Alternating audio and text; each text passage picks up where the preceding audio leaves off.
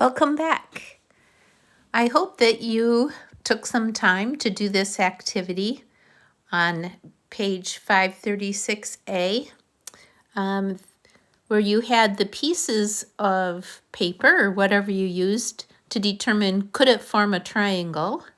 And here are the answers to that, if you want to take a look at those. What's important here is what relationships do you see among the side lengths of a triangle? And they wanted you to write an inequality using the symbols S, M, and L, small, medium, and large, to compare the side lengths of the three sides of a triangle. This is called the triangle inequality. And hopefully you got something that looked like this. The small plus the medium side always must be greater than the large. The small and the medium always must be, when you add those together, it must be greater than this. Otherwise, you wouldn't be able to form a triangle. You would have something that left a gap. For instance, if you had a 2 and you had a 4, now think of a 2 and a 4 like this. Even if they were flat, 2 and 4 make 6. And the third side needs to be 7. So there's no way that you can make a triangle with 2, 4, and 7. Another interesting thing about the triangle inequality is you take any two of them, and when you add them together, this side must be less than their sum, but it also must be greater than their difference. 4 minus 3 is 1. 4 plus 3 is 7. This number needs to be between 1 and 7. That's also true. Okay, so that's enough on the triangle inequality.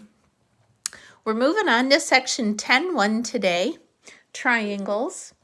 And triangles can be named by their angles. So we can have, let me cover up the rest of this for a minute.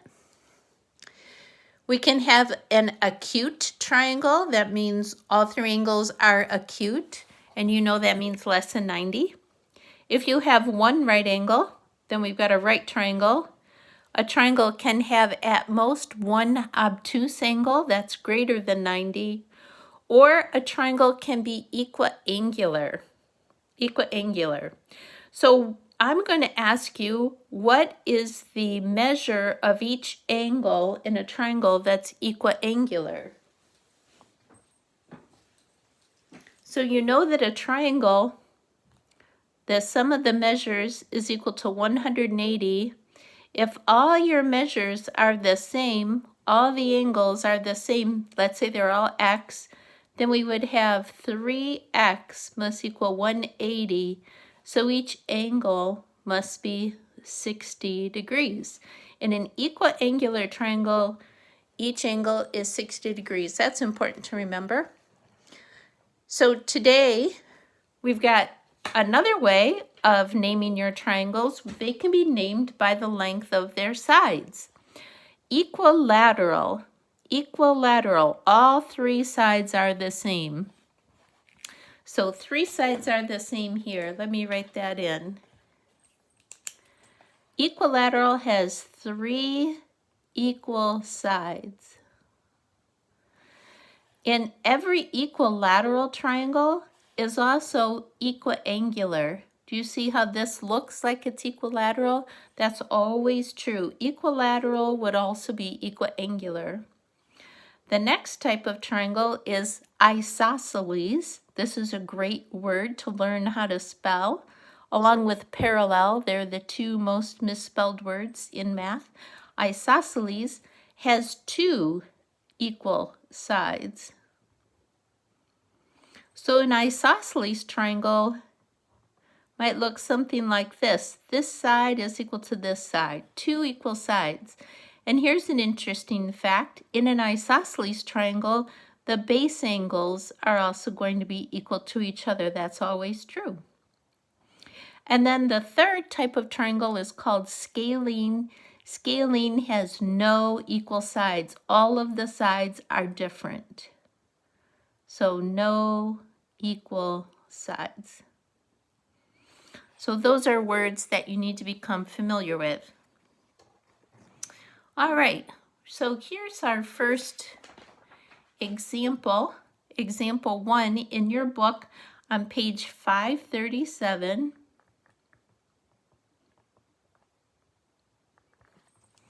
Example 1, and in your book it's a very complicated picture of roof trusses, is what it looks like.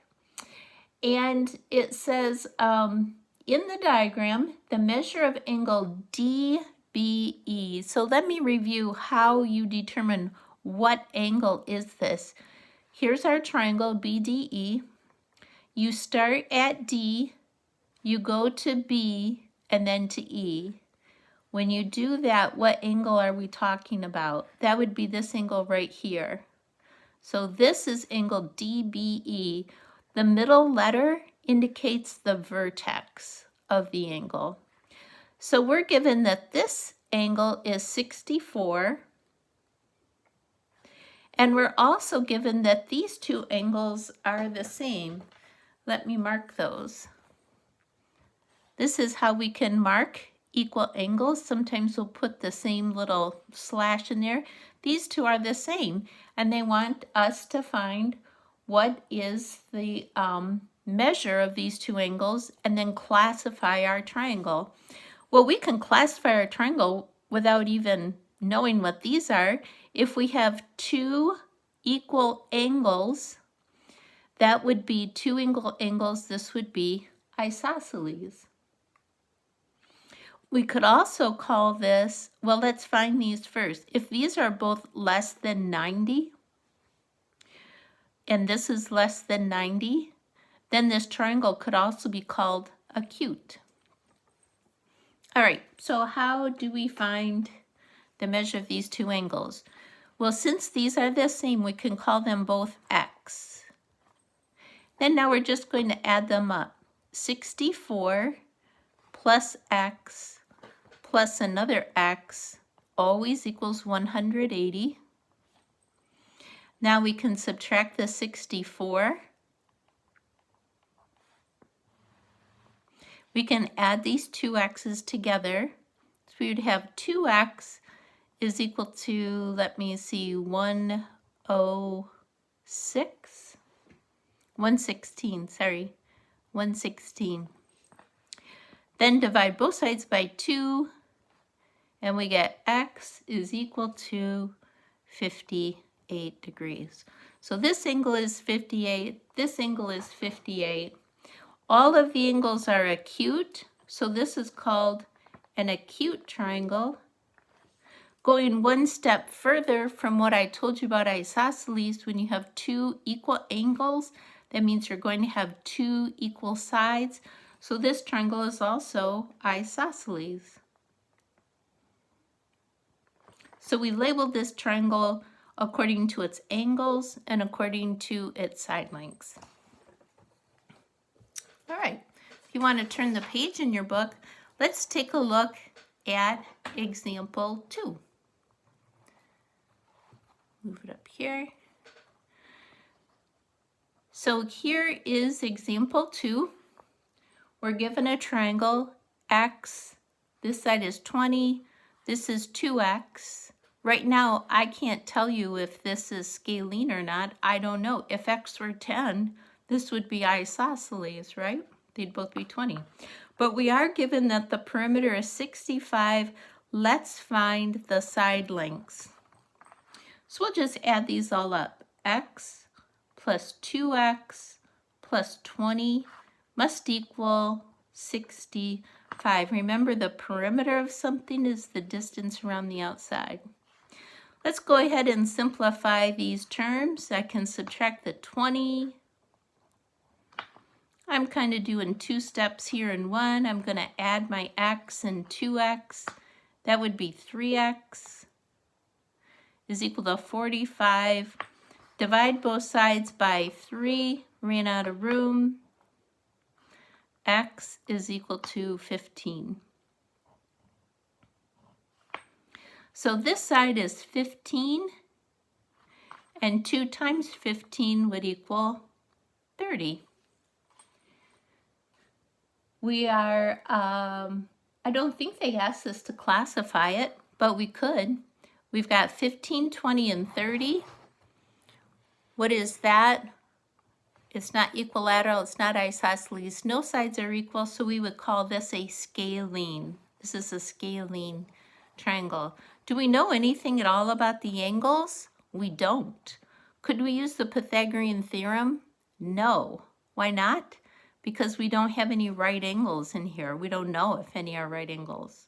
Could we use trigonometry? No, we can't. So for what you know right now, there is no way for you to figure out what those angles are, in case anybody was wondering. All right, the checkpoint in the middle of page 538 says, the perimeter of an equilateral triangle is 42. What is the length of each side? So if you want to stop this video and try it, I would suggest that. I'm going to go ahead here. I'm going to sketch an equilateral triangle. Equilateral means all three sides are the same, so I can call them all x. And I know that the perimeter is 42, so x plus x plus x, I'm just going to write 3x equals 42. Divide both sides by 3, and x would equal, I think that's 14. What is the length of each side? Great. Now, here's a bonus question for you. Do you know what the angle is? And you should say yes for this one, because we know that every equilateral triangle is also equiangular. Every equilateral is also equiangular. So each of these angles is going to be 60 degrees. They're all 60. All right, triangles are fun. Our last example here, and I've seen this type of a problem on all sorts of standardized tests, so it's a very important problem to know how to set this up. We are told that the ratio of the angle measures of a triangle is 1 to 3 to 5. This is a ratio. Find the angle measures. This is how you want to do it. 1 to 3 to 5 means that they're all multiples. I'm not going to say this right. This is how you set it up. Basically, you multiply each of these by x. So you get 1x plus 3x plus 5x. That's how we're going to represent the angles. These numbers are in a ratio of 1 to 3 to 5. Do you see their common multiple is x? Plus, we know the three angles of a triangle add up to 180. And then now we can easily solve this. 5 and 3 is 8, and 1 is 9x equals 180. Divide both sides by 9. X would be 20. So the first angle is 20. 3x would be 60. And 5x would be 100. All right, so these are the measures of the three angles of a triangle. Note that they add up to 180. Could you classify this triangle by its angles? Is it acute? All three angles are less than 90? No. Right? No. Obtuse? Yes, because we have one obtuse angle here. So this triangle would be an obtuse triangle. Do we know anything about the sides? We do not. But maybe you could sketch one. You could sketch a triangle like this. We don't know anything about the sides. All right, last checkpoint. The ratio of the angle measures of a triangle is 3 to 5 to 12. Find the angle measures, then classify the triangle. I would like you to pause right now. It's this same type of a problem. See if you can do it, then I'll give you the answer. We do 3x plus 5x plus 12x equals 180. Let me see, I've got 8 and 12 makes 20x equals 180. Divide by 20, x equals 9. So 3 times 9, the first angle would be 27. 5 times 9, the next angle would be 45 degrees. And 12 times 9, 108.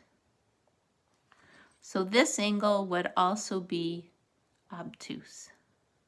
I hope you got that one right. All right, I will post the homework and have fun.